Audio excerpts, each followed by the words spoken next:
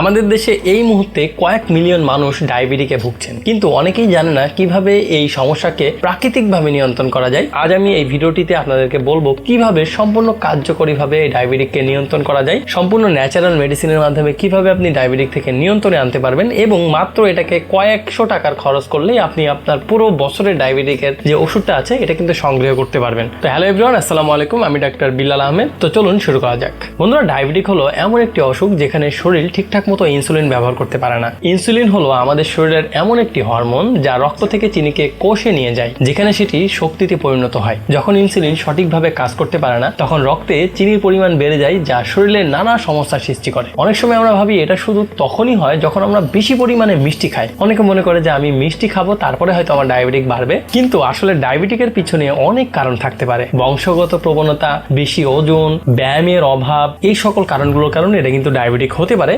সাধারণত অনেকে ডায়াবেটিক শুনেই কিন্তু ভয় পায়, মনে করে এটা চিরস্থায়ী একটা রোগ, এটা হয়ে গেলে আমি হয়তো আর জীবনকার মতো আর ভালো হতে পারবো না। কিন্তু এটা একেবারেই মিথ্যা কথা। ডায়াবেটিক্স নিয়ন্ত্রণ রেখে স্বাভাবিক সুখী জীবনযাপন করা কিন্তু 100% সম্ভব। এটি আমার ক্লিনিক্যাল এক্সপিরিয়েন্সে আমাদের অনেক পেশেন্ট এখন পর্যন্ত ডায়াবেটিক ছাড়া ভালো আছে, এবং ডায়াবেটিক যাদের হয়ে গিয়েছে তারা এখন পর্যন্ত ট্রিটমেন্ট নিয়ে আমরা প্রতিদিন রেজাল্ট পাচ্ছি যে তারা সম্পূর্ণ মেডিসিন ছাড়াই ভালো আছে। আপনি যদি সচেতন হন, সঠিক খাওয়া দাওয়া এবং জীবনযাত্রা যে নিয়ন্ত্রণ আছে এটা যদি মানেন, তবে ডায়াবেটিক্স আপনার কাছে একদমই থাকবে না। এটা ভয় পাওয়ার কোনো কারণই নেই। তো এখন আমরা দেখবো যে সম্পূর্ণ ন্যাচারাল ভাবে ডায়াবেটিককে আমরা কিভাবে নিয়ন্ত্রণ করতে পারি। আপনি আপনার প্রতিদিনের যে রুটিন আছে এখানে হালকা হাঁটাহাঁটি করুন, সাইকেল চালাতে পারেন। 30 মিনিট হাঁটলে এটা আপনার শরীরে ভালো একটা প্রভাব ফেলতে পারে। খাবারে যতটা সম্ভব প্রক্রিয়াজাত খাবার আপনাকে কমাতে হবে। প্রতিদিন যা খাচ্ছেন, ফাস্টফুড যা খাচ্ছেন, বাইরের যে খাবারগুলো খাচ্ছেন, এগুলো বাসায় রান্না করার খাবার যাতে হয়। অবশ্যই প্রতিদিনের খাবারে ন্যাচারাল খাবারগুলো রাখার চেষ্টা করবেন। বিশেষ করে সাদা চিনি ও সাদা ময়দা এগুলো একেবারেই বাদ দিয়ে দিন। বেশি করে সবুজ শাকসবজি, বাদাম এবং আপনার বডি ঠান্ডা থাকে এমন খাবারগুলো খান। এগুলো রক্তের চিনির মাত্রা নিয়ন্ত্রণে সাহায্য করে। পানির পরিমাণ বাড়ায়। দিনে কমপক্ষে 8 গ্লাস পানি আপনাকে খেতে হবে। ঘুম ভালো রাখতে হবে। আপনি যদি প্রতিদিন পর্যাপ্ত পরিমাণ ঘুমাতে পারেন তাহলে কিন্তু ডায়াবেটিক আপনার থেকে পালাবে, কারণ ঘুমের অভাবে শরীরের মধ্যে ইনসুলিন ঠিকঠাক মতো ব্যবহার করতে পারে না। আর একটা খুব ইম্পর্টেন্ট ব্যাপার হচ্ছে আপনার শরীরের ওজনটা, এটা কিন্তু সম্পূর্ণ পরিমাণে নিয়ন্ত্রণে রাখতে হবে। অতিরিক্ত ওজন ডায়াবেটিস কিন্তু আপনার বাড়িয়ে দিতে পারে। এখন কথা হচ্ছে যে আপনি কখন ওষুধ খাবেন।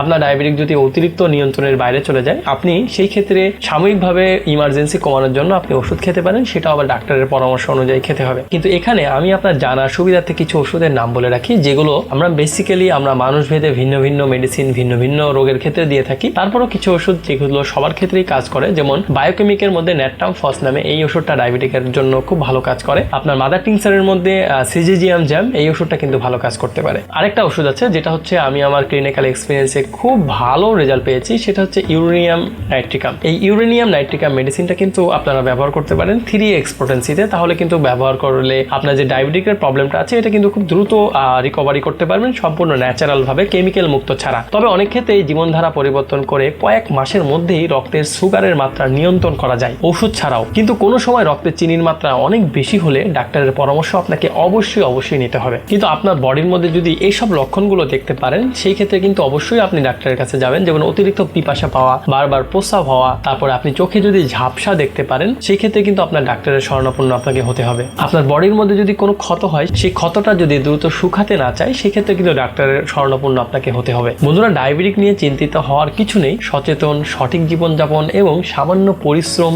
সামান্য কায়িক শ্রম, সামান্য আপনি লাইফস্টাইল পরিবর্তন করে আপনি ডায়াবেটিককে সঠিকভাবে নিয়ন্ত্রণে আনতে পারবেন। সুস্থতা আমাদের হাতের মুঠোর মধ্যেই আছে। আল্লাহ তাআলা আমাদের ন্যাচারালের মধ্যে সুস্থতা দিয়েছে। আমরা যতটা প্রক্রিয়াজাত খাবার, যতটা আরামের মধ্যে চলে গিয়েছি, যতটা আয়েশের মধ্যে চলে গিয়েছি, এইগুলো থেকে যদি আমরা একটু বেরিয়ে আমরা একটু পরিশ্রম করতে পারি, আমরা একটু ন্যাচারাল খাবারের মধ্যে থাকতে পারি, তাহলে কিন্তু সুস্থতা আমাদের আল্লাহ তাআলা খুব সহজে দিয়ে দিবে। তাই আসুন আমরা সবাই মিলে সুস্থ থাকি এবং সুন্দরভাবে জীবনযাপন উদযাপন করি। তো আমি ডাক্তার বিল্লাল আহমেদ আজকে এখানেই বিদায় নিচ্ছি। দেখা হবে অন্য কোনো এক ভিডিওতে। ততদিন পর্যন্ত ভালো থাকবেন, সুস্থ থাকবেন।